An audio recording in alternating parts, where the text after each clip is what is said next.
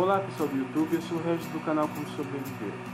Bom pessoal, antes de a gente começar a conversar, eu queria falar que esse canal é um canal que se trata de sobrevivência, né? Eu estou tentando criar uma série de autossuficiência, tá? E hoje a gente vai falar sobre a água, tá? A gente está com problema de escassez de água em quase todos os estados do país, tá? Ou chove muito ou chove pouco e não abastece os grandes reservatórios das cidades aí, tá? Bom, tem como remediar isso? Tem sim, tá? A gente pode se preparar, tá? Como esse canal se trata de sobrevivência, tá? A gente tem como se preparar e tem como se precaver referente a isso, tá? Esse vídeo se trata mais na área rural, mas a gente pode fazer isso na área urbana também. Como a gente pode fazer isso na área urbana? Um sistema que a gente pode criar na área urbana é sistema de coleta de água de calha, né? A gente coleta e coloca numa cisterna. Essa cisterna pode abastecer aí o seu quintal durante um longo período, tá?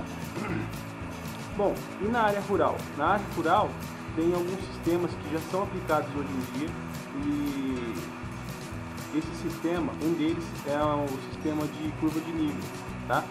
Você que tem propriedade rural aí vai evitar a sua erosão do solo, você cultiva aí, você planta, tá? Você tem a sua criação e ainda vai abastecer o lençol freático, tá? E consequentemente você não vai ficar sem água no seu poço, tá? Outro sistema bem legal que está sendo criado pela Embrapa, foi desenvolvido, é o sistema de barraginhas, né? Essas barraginhas, o que elas fazem, né? O que são elas? Elas são tanques de água, onde que a água da chuva escorre e abastece esses tanques, tá? Esses tanques vão abastecer as suas hortas, vai abastecer sua horta, o seu pomar, tá? E além de tudo vai abastecer o seu lençol freático. Mas não acaba aí não, galera. Esses tanques você pode fazer a criação de peixes também, tá? O peixe é uma ótima proteína, tá? Excelente para alimentação humana, tá? Bom, galera, aí considerando esses dois casos da preparação, você vai ter a água e o peixe aí da sua alimentação, da sua preparação, tá? Bom, a gente vai acompanhar alguns vídeos aí e conforme a gente for assistindo eles, a gente vai interagindo com vocês, tá bom? No mais é isso, vamos lá, vamos assistir. Falou, tchau, tchau. Duas tecnologias que lidam com água e ajudam a preservar o meio ambiente podem juntas fazer ainda mais. As barraginhas e os lagos de múltiplo uso, ao atuarem de maneira complementar, aumentam os benefícios para os produtores rurais. As barraginhas nada mais são do que pequenas barragens que seguram a água da chuva, impedindo que ela escorra em fortes enxurradas e provoque danos como erosão e assoreamento. Ao segurarem a água, elas recarregam o nível do lençol freático da região. Com isso, o produtor tem mais água de qualidade à disposição. Água que poderia ser perdida, mas as barraginhas conseguem armazenar no solo. Os benefícios dessa tecnologia são muitos, sobretudo ao meio ambiente. Com mais água, é possível uma produção de melhor qualidade. Hortas e outras plantações crescem com mais vigor, dando melhores frutos. Antes aqui era uma terra seca, a gente plantava, né? E ficava esperando um desenvolvimento daquelas plantas e a gente não obtia aquilo. Molhava, punha água, a água ia embora, no outro dia estava seco. Aí quando surgiu a oportunidade de vir para aqui esse projeto das barraginhas, porque antes a chuva chovia, as enxurradas iam embora, né? Ia embora e não ficava só aquela chuva que caía, a enxurrada ia embora para os córregos, estragava as ruas, né? Arrebentava tudo e ia embora. A terra ficava aí desnecessária de umidade. Mas quando construiu as barraginhas, mudou, que as enxurradas vêm e caem nas barraginhas. Por exemplo, essa barraginha aqui enche, a sobra dela vai para outra que está mais embaixo, certo? E essa água aqui da barraginha, ela vai filtrando no solo aí, e vai enriquecendo o solo de umidade. Então mudou a natureza da terra. Hoje já produz, hoje a terra é produtiva. A cisterna que sempre tinha que estar afundando, procurando água, hoje não é necessário. Ela está aumentando a altura de água, certo? E os córregos também, a gente vê que tem um córrego aí, ele secava. Hoje não seca mais, eu já observei isso, está lá correndo água seca e verde, como diz, né? Certo? Então o benefício foi muito grande. A maioria da água fica aqui. Ela cai, né? A chuva cai aqui e as barragens vai distribuindo elas no solo, certo? Às vezes a gente perde um pedacinho de terreno, mas é compensável, porque isso aqui dá um conforto à moradia, né? O coordenador dos trabalhos com barraginhas na Embrapa é o engenheiro agrônomo Luciano Cordoval de Barros. Ele divulga a tecnologia há cerca de 20 anos e já ajudou a implantá-la em centenas de cidades Brasil afora, sobretudo nos municípios que enfrentam problemas de falta de água, estão sendo beneficiados pelo projeto. Olha, o projeto Barraginhas, ele nasce na região de Sete Lagoas, no Cerrado de Sete Lagoas, e aí ele começa a caminhar para todas as regiões de Minas Gerais e finalmente chega ao Vale de Jequitinhonha. Ali ele instalou fortemente no Vale de Jequitinhonha e o êxito desse projeto no Vale de Jequitinhonha, os resultados positivos no Vale de Jequitinhonha, animou a levar esse projeto para o Nordeste. Ele foi para o estado do Piauí, depois para o Ceará.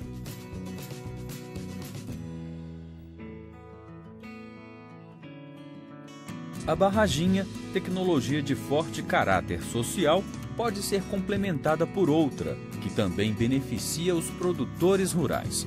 É o caso do lago de múltiplo uso, que pode ser utilizado como reservatório para irrigação de hortas, abastecimento de comunidades e como criatório de peixes.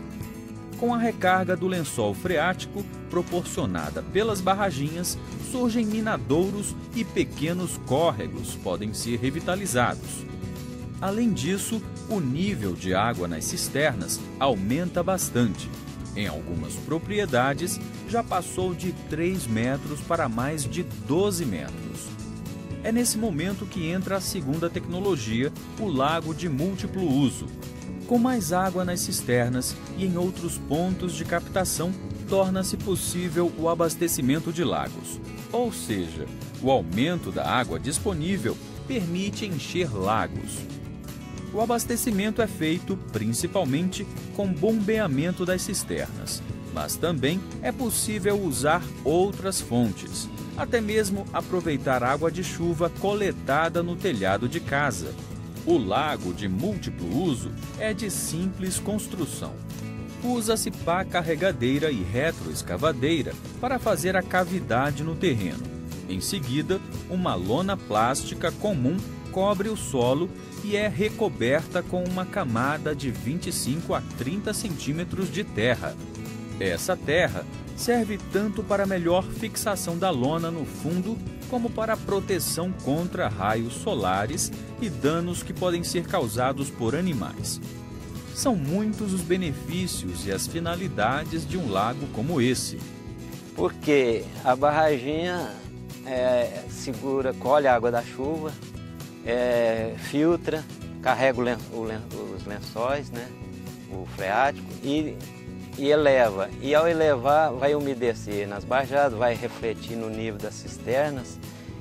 E em regiões que não tinha água, quando essa água aflora, né, passa de um patamar de escassez para um patamar assim de um certo conforto de água, o pessoal fica querendo usar água e querendo soluções. E uma das soluções foi utilizar o lago de múltiplo uso, que é um lago lonado, permeabilizado com a lona de plástico comum. E com a água da cisterna e o laguinho, né, esse lago nós fomos desenvolvendo ele até transformar em mini lago, e hoje temos até o micro lago. Aí utiliza a água para criar peixe, essa água da cisterna, essa água que foi produzida. As tecnologias das barraginhas e dos lagos de múltiplo uso estão sendo usadas de forma complementar em 3 municípios mineiros: Araçaí, Cordisburgo e Santana de Pirapama, além de Oeiras, no Piauí. Na comunidade Fazendinhas Pai José, que fica em Araçaí, vários pequenos produtores estão sendo beneficiados com a dobradinha. As barraginhas aumentaram o nível de água nas cisternas usadas para a captação de água.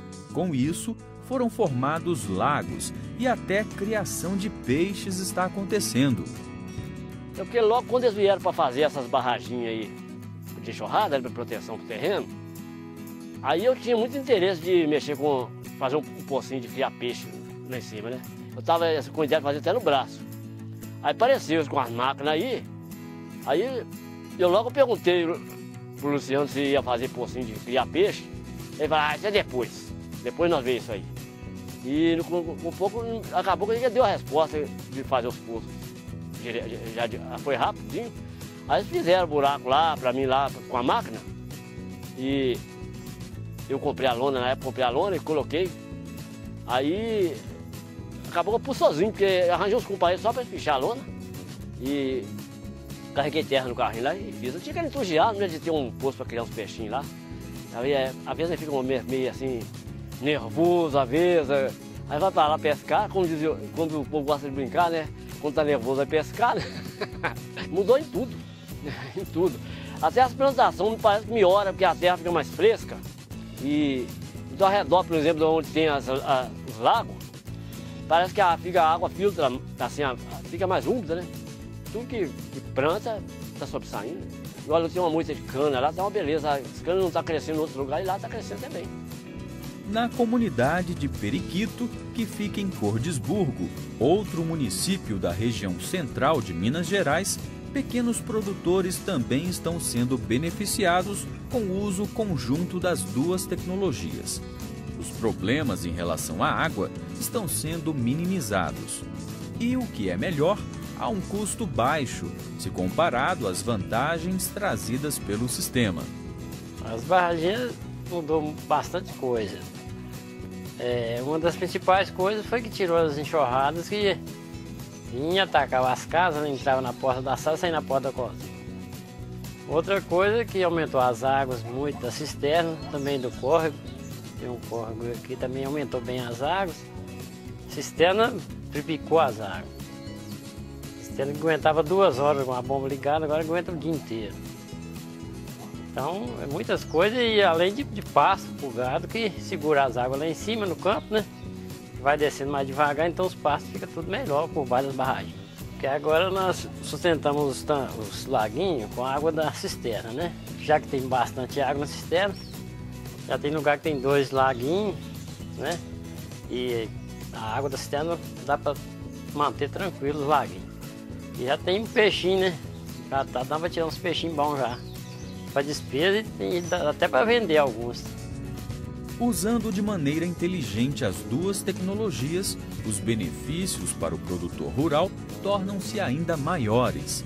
Além de trabalhar diretamente com a água, as barraginhas e o lago lonado fazem com que o homem do campo resgate sua fé numa produção rural de mais qualidade. Os benefícios vão além da produção agrícola em si. Chegam ao sentimento pessoal dos produtores, que transformam o que fazem numa atividade mais prazerosa.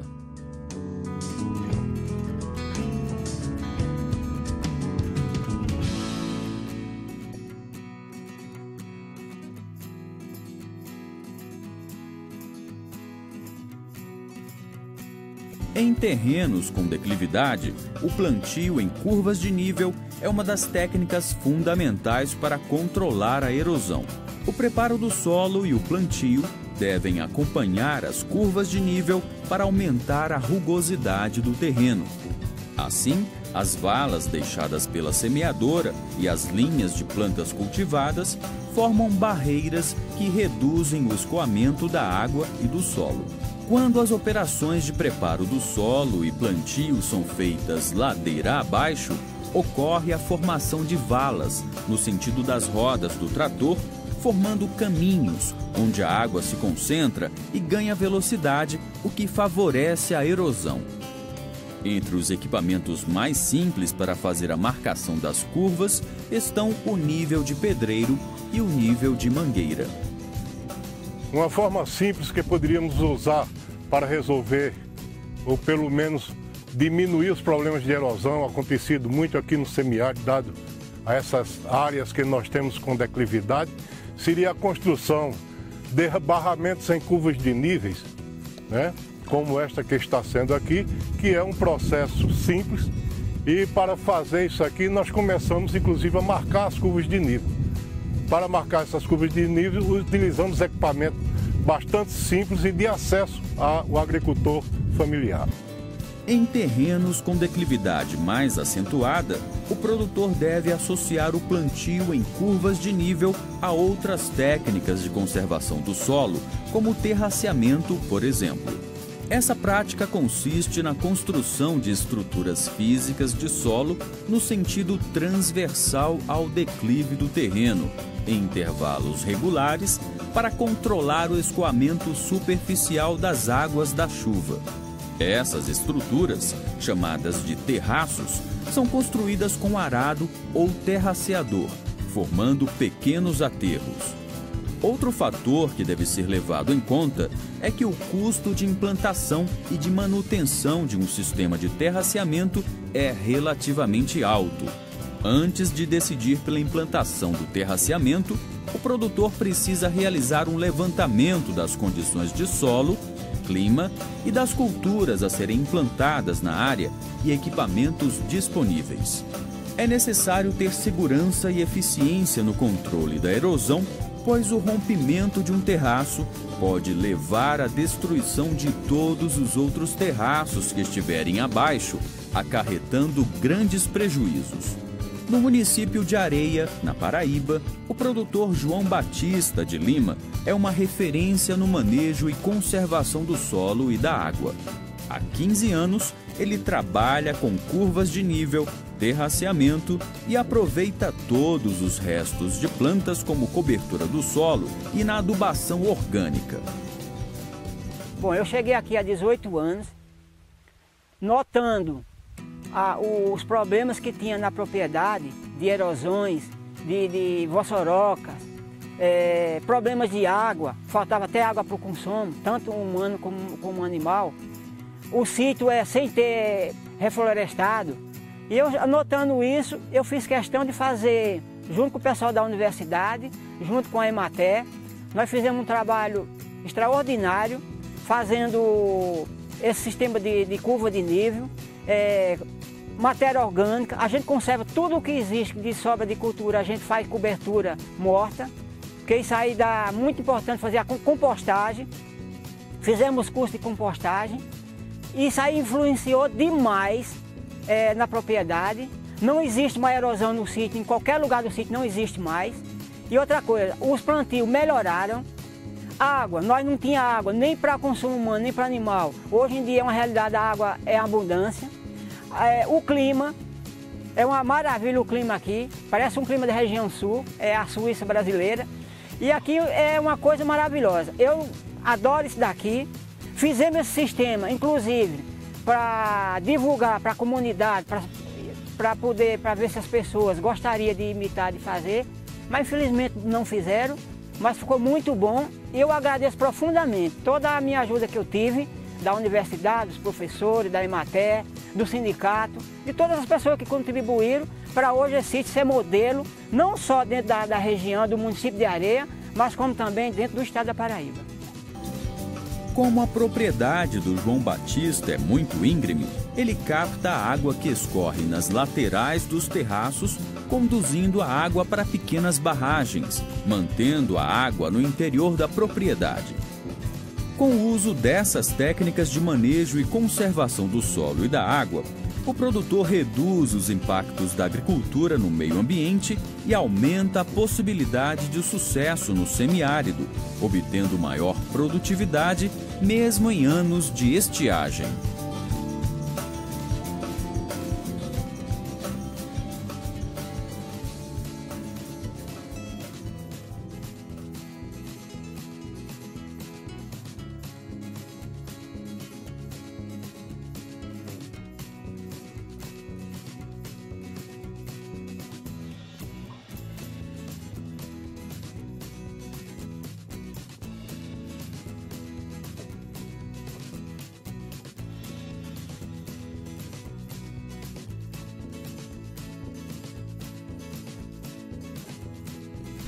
A primeira forma é da montagem das placas para a parede da cisterna. 60 centímetros na altura e 50 na largura. Essa forma poderá ser feita de ferro ou de madeira. Essa é a primeira forma da montagem das placas da parede. A segunda forma é feita no sistema de uma letra parecendo um A, com as madeirinhas atravessadas, que vamos fazer massa aqui, encher esses pequenos detalhes aqui da madeira. Se for fazer comprida, vale também, mas ninguém consegue colocar na altura um comprimento dessa massa aqui. Aí a gente põe as divisórias para maneirar. A terceira forma é essa aqui de madeira. Todas elas podem ser feitas de ferro ou madeira. A madeira a gente faz para facilitar os trabalhos dos agricultores. Isso aqui é a forma do caibro, que vai segurar as placas da tampa. A caixa nós temos que ter medidas para achar o volume de água. Então é feita baseado no telhado de cada casa, para fazer um reservatório baseado na quantidade dos gastos de água que a pessoa tem. Você tem que usar nas hortaliças, na água para os animais, para a família. Aí tem um torno central que está ali no chão, que ele fica no meio da cisterna. E eu vou ter que fazer uma circunferência por fora para dar a medida, que se mede para 35 mil litros, vai medir 4,30 metros de largura, numa parede e na outra. A cisterna tem que ser construída longe de fossas, longe de chiqueiro, ao lado da casa, para evitar problemas de filtração de água, para não comprometer a casa. A caixa tem que ser coberta para evitar sujeira que o vento traz, poeira, folha de árvores, algum animal cair, morrer, a água ficar impura. Então essas coisas a família tem que ter os cuidados. O chão aqui está meio desnivelado, nós temos que tirar a terra, jogar para fora, deixar no chão todo niveladinho, porque questão de nivelamento vale muito, porque peso faz quebrar o chão ou a água vai empurrar a parede para um lado, porque está desnivelada a terra, então deixar tudo niveladinho.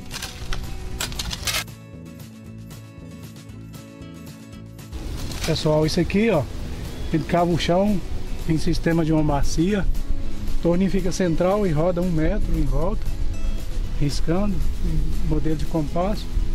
Depois cava até no sistema de um disco de arado de trator, coloca massa, areia e cimento. Por quê? Porque quando for construir as placas, não pode pegar terra. Essa massa tem que ser livre de terra, de impureza de fezes de animais, de impureza de cisco, de madeira, de podridão. Isso aí tem que estar livre de tudo. Então, toda massa que for para o local tem que estar livre de qualquer problema que vai causar problema na parede da cisterna. A areia que nós colocamos aqui é 3 carrinhos de areia rente, e vamos colocar um saco de cimento que dá um traço de 3 por 1. Aí coloca, se a brita for fina, coloca 2 carrinhos. Se for grossa, 1,5. Depende da mistura, para não ficar muito grossa. Mas tem que ter areia, cimento e brita, para a primeira montagem das placas.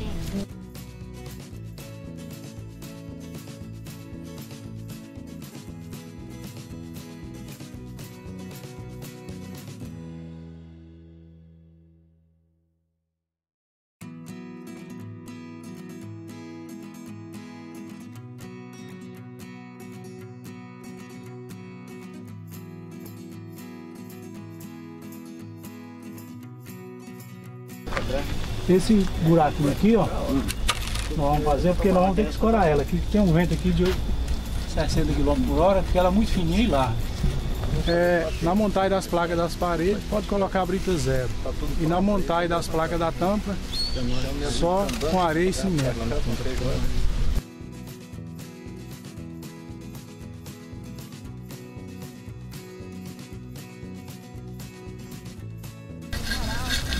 Todas as placas da caixa tem que molhar 3 vezes ao dia. Aí com 2 dias já dão condição de levantar a caixa, montar. Bem, companheiros, aqui estão as placas da cisterna, as placas de levantar as paredes.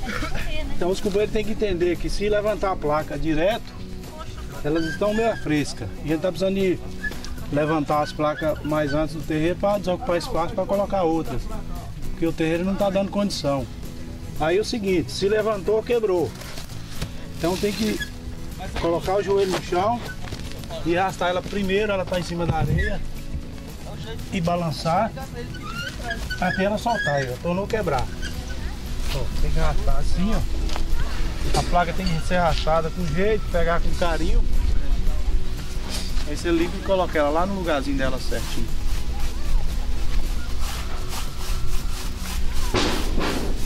Esses procedimentos tem que ser tudo certinho para a hora que for apanhar as placas não bagunçar. Cada um em seus lugares devidos. Bem, companheiros e companheiras, aqui eu vou fazer a outra demonstração fazer uma entrada de água na tampa da caixa. Aqui é um cano de 100 milímetros, um pedacinho de cano. Ele vai cortar a placa enquanto estiver novinha com o cano.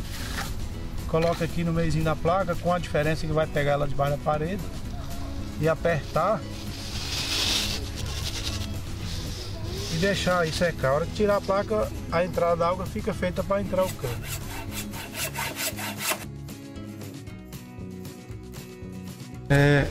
Essa madeira que nós serramos aqui, seu Nelson, ela tem que dar 7 centímetros na altura, no comprimento, 4 na largura, 5 e 4 na espessura. Esse pedacinho de madeira vai ficar no cantinho da forma para abrir o espaço para encaixar os caibros da tampa. Um em cada forma. Correto? Deu para só entender mais ou menos? Um em cada forma, né? É. No sentido vertical da forma, não no horizontal não. Tem que colocar a massa e eu pego a colher para ir esparramando a massa aí, por favor. A palmadeira assim, acompanhando a curva da placa, acertar o chão aqui, jogar a sobra da massa para outra. Vou tirar essa massa aqui e botar aqui dentro. Isso, agora tira a forma aí, seu Nelson. Tira lá, né? Tira a madeirinha com jeito aí, para não ficar troncha. Ah, primeiro tira a madeirinha. Ah, elas têm uma madeirinha? Não é esse? Não, essa é diferente. Por que essa tem a madeirinha? Ela vai encaixar em algum lugar? É o caibro que vai encaixar aí. A última fileira da parede da placa tem que ter, porque os caibros vão pegar. Sempre permanecer daquele lado. Se é do lado direito, permanecer a madeira do lado direito. Se for no esquerdo, todavia.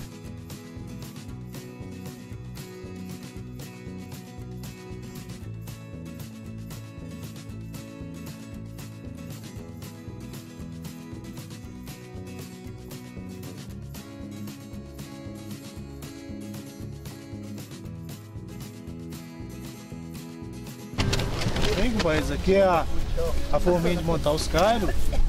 Põe uma primeira camada de massa no traço 2 para 1, com brita 0. Vem com as ferragens que nós amarramos lá anteriormente. E bater o ferrinho bem batido para ele ficar central a forma.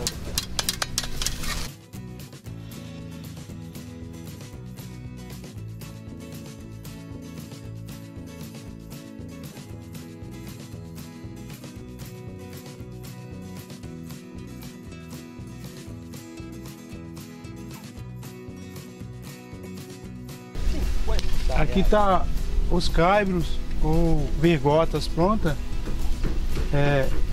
Tem que molhar 3 vezes ou 4 ao dia. Tem que esperar uma secagem de 4 dias para montagem da tampa da cisterna. No nivelamento da base, temos que lembrar, se tiver formiga, algum inseto, tem que caçar um jeito de consumir com ele da base da caixa, porque toda a massa que é colocada, as formigas furam a massa quando ela está mole, aí o buraco fica. Quando o proprietário da casa armazenar água, ela vai vazar todinha.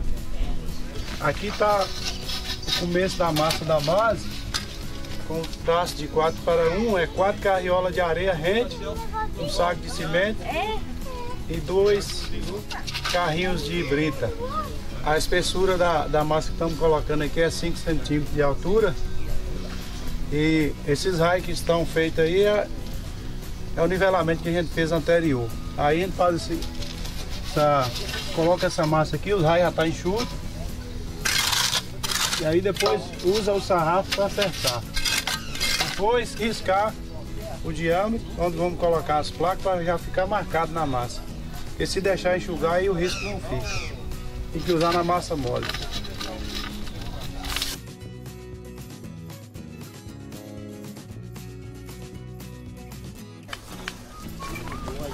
Bem, companheiros, aqui está a primeira fileira das placas que estão montando no diâmetro da caixa.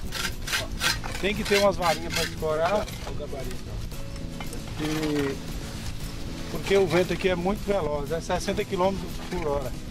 Se não colocar a varinha, as placas são finas e largas, ela vai cair e quebrar. Coloca a distância de uma outra a 1 centímetro, 1,5 centímetros ou 2, para dar a contagem certinha.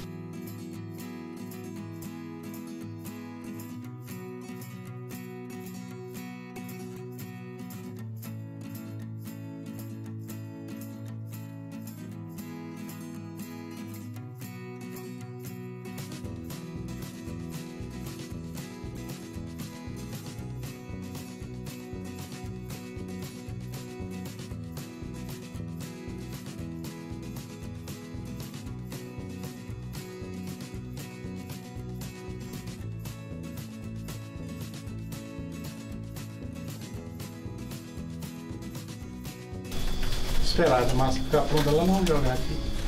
Agora tem 2, tá bom? Essa massa aqui no traje 2x1 tem que ser massa forte aqui no fundo para cobrir a ferragem e dar resistência à massa para aguentar o peso da água. A massa é mais ou menos cobrindo a ferragem. Depois vai vir uma massa com outro tipo de traço de 3x1 para fazer o acabamento final.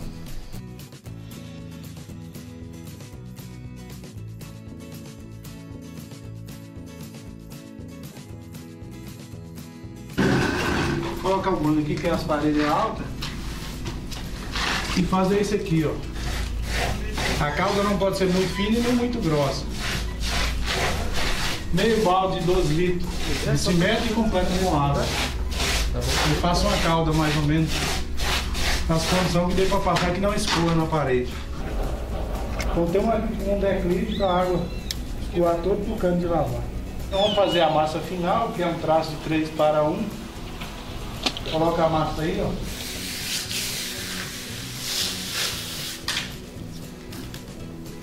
Bom, a linha tremeu certinho ali, viu? Aí que tá no ponto de retirar e fazer a outra mestra.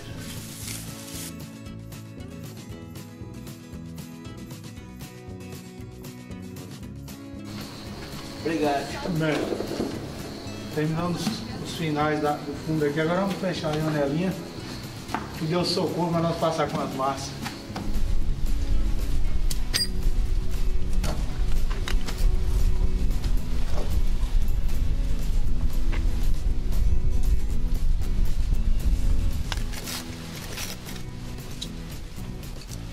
Os ferros que estão no sentido vertical aqui, ó, serve para aqueles ferros quando tá aqui, ele tá flexível. Você coloca ele travando um ferro no outro, aí vai dar suporte para dar reforço à parede. Para apertar os horizontais, tá com folga, o pessoal não conseguiu amarrar bem apertado. Aqui vai colocando no vertical, dá força à parede e aperta a ferragem da parede. Vou pegar certinho aqui, tá? Empurra.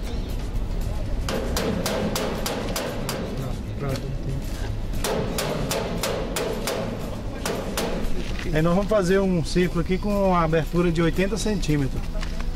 Aí nós temos que colocar o ferro 4.2, fazer a armação de ferro e fazer uma cavinha no chão para montar, colocar cimento e areia para montar a estrutura que vai receber a ponta dos caibros lá no centro da caixa.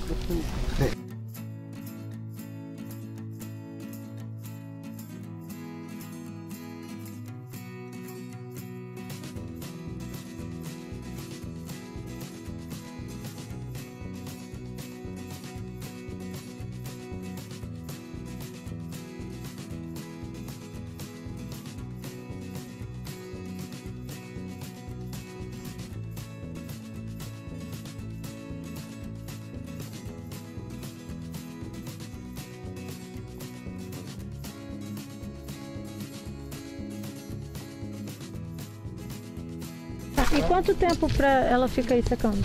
Aqui é 3 dias. Se tiver sol, se tiver chuva é mais. 4 dias, 5. Demora a secar.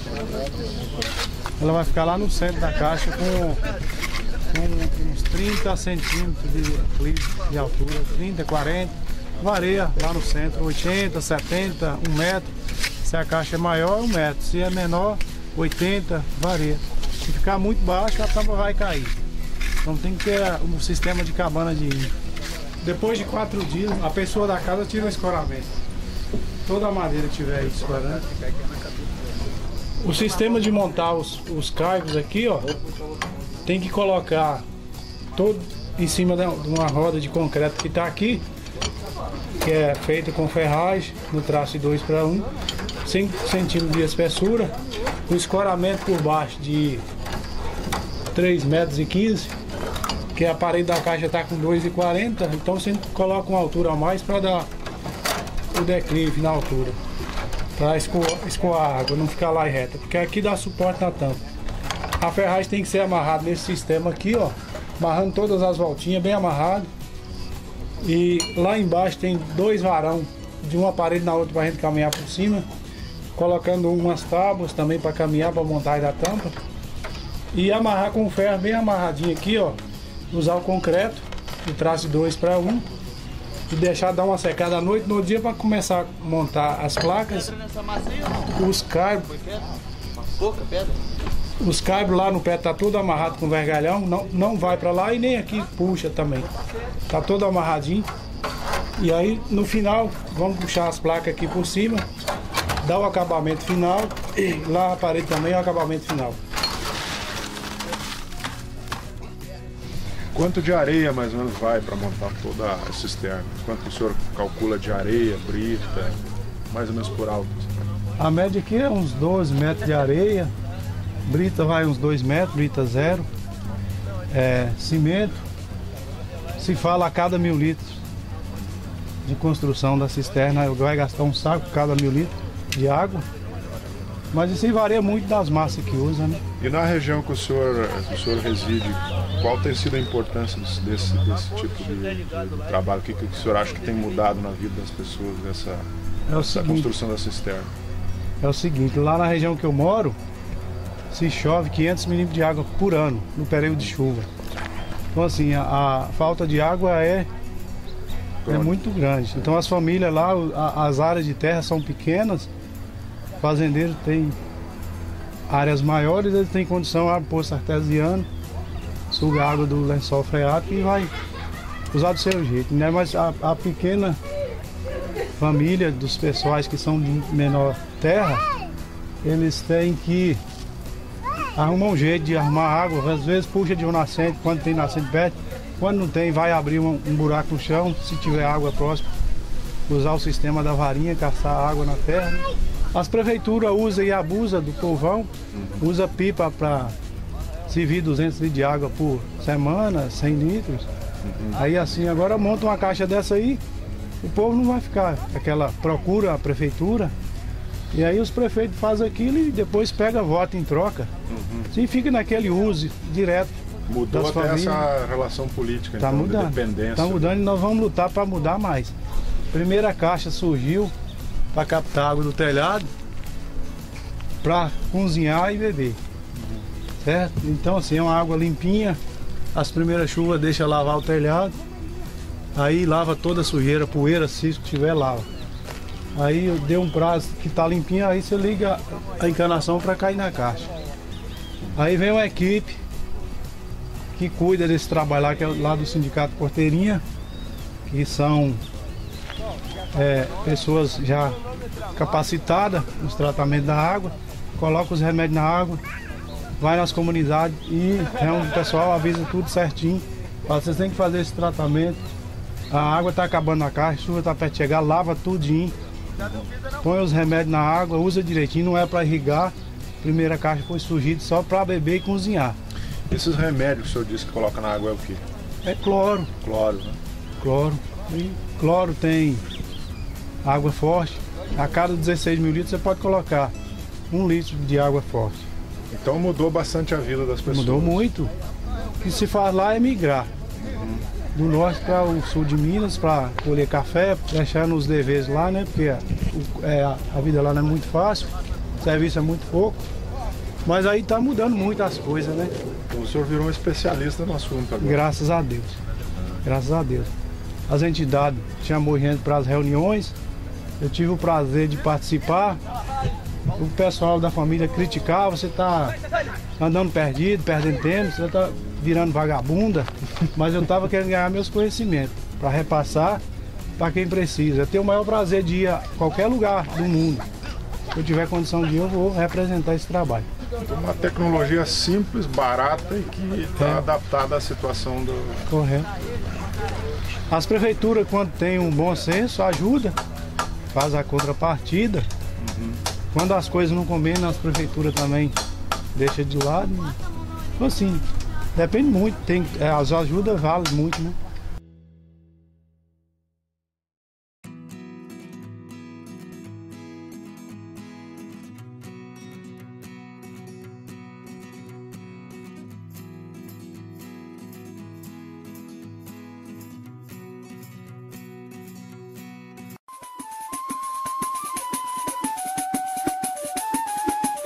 Agora vamos falar da cisterna Calçadão. Esta é uma construção que tem a finalidade de armazenar água para a produção de alimentos e criação de animais de pequeno porte. Interligada a um calçadão que vai captar a água da chuva, tem capacidade para estocar até 52 mil litros de água.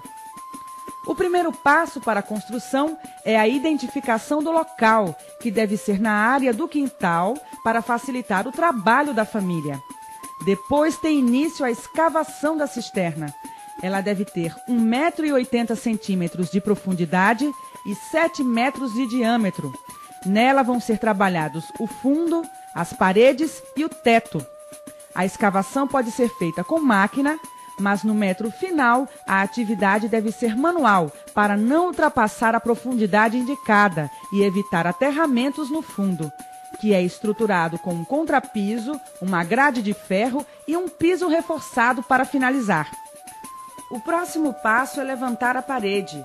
Uma das formas mais comuns de parede é com 3 linhas de placa, no tamanho de 60 por 50 centímetros. Estas placas são feitas de areia e cimento pelo pedreiro. As placas devem ser montadas em cima de uma lona para evitar ressecamento. A construção das cisternas, das placas da cisterna, simplesmente botar uma lona abaixo da placa já evita que parte da água que ficaria na placa, umidificando o cimento, se perca para o solo. Então já faz com que você tenha uma qualidade melhor simplesmente colocando um plástico.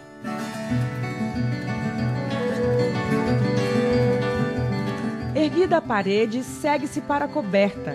Nesta etapa são necessários caibros feitos de concreto e ferro. Eles vão dar sustentação às placas do teto. Depois, toda a cisterna é rebocada e pintada com cal branca. Para a construção do calçadão, o terreno deve estar com um desnível suave. Caso seja plano, deve-se escavar para alcançar a inclinação desejada. Não se deve fazer aterramentos, pois isto acarreta possíveis rachaduras. Por este mesmo motivo, o piso deve ser feito por inteiro num só dia. Toda a área vai ser ladeada por um pequeno muro de alvenaria.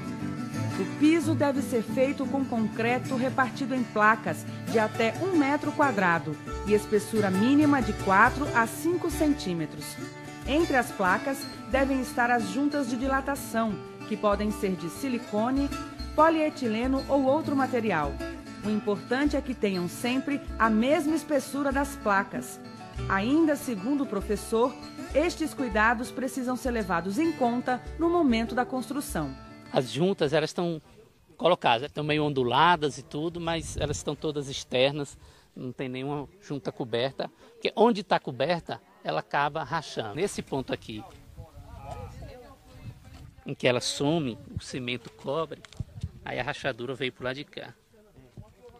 Então é importante que ela fique, de fato, né, exposta, fique visível para poder evitar que o concreto por cima dilate mais do que o permitido. Na hora que for misturar massa, bota água suficiente apenas para poder conseguir misturar sem cansar muito. Mas não bote água demais, senão vai enfraquecer e você vai ficar assim, né?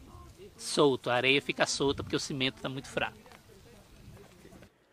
Para levar a água do calçadão à cisterna, deve ser construído um pequeno tanque, conhecido como decantador, composto por 2 canos, um de 100 milímetros com uma peneira numa das extremidades para evitar a entrada de sujeira para o interior da cisterna, e outro de 1 polegada que funciona como um sangradouro. Alguns cuidados são necessários. O calçadão deve receber uma cerca para evitar a entrada de pessoas e animais. Os moradores devem varrer com frequência e fazer reparos sempre que precisam.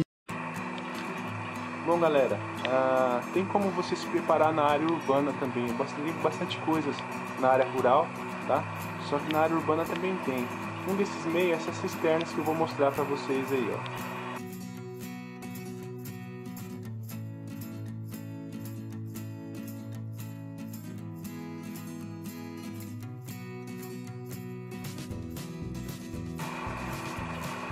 E outra coisa que você pode fazer para ajudar a recomposição da água no lençol freático da sua cidade é colocar esse tipo de calçada aí também.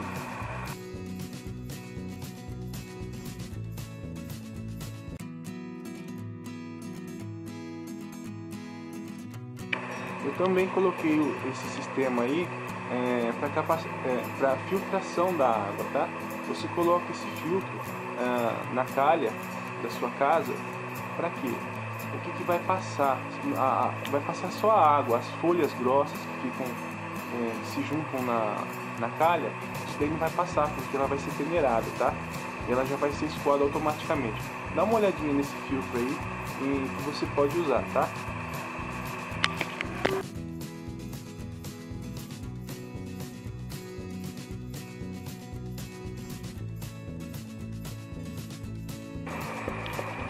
Bom, pessoal, a gente está terminando mais um vídeo sobre a água aí, tá? Eu já tenho bastante vídeos, eu vou mostrar cada passo da preparação para vocês, tá? O que você deve fazer.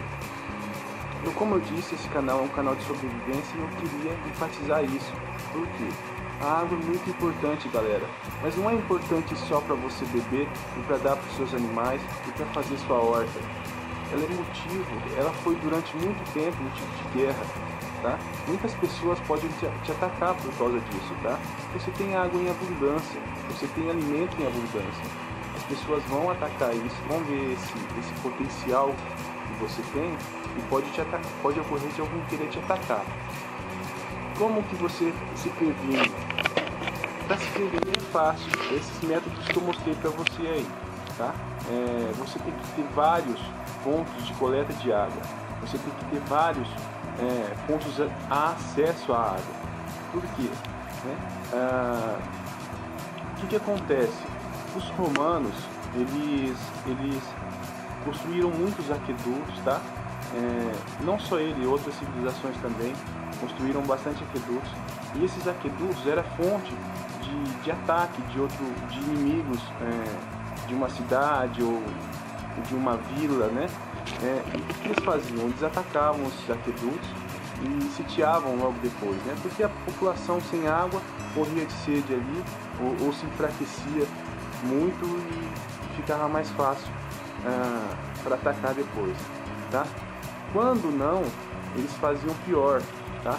O que eles faziam? Jogavam corpos em decomposição no aqueduto. Isso fazia com que a população da cidade ficava à mercê de doenças e de contaminantes biológicos aí, e acabava morrendo grande parte da população por causa disso, tá?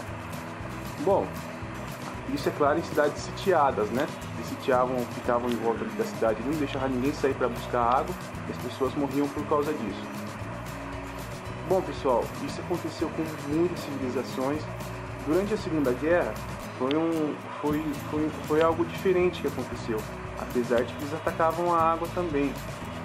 Mas como era um exército mecanizado, o que os americanos fizeram? Para destruir a capacidade de produção dos alemães, eles atacavam as indústrias de óleo, né? E os lugares onde eles armazenavam o petróleo, tá?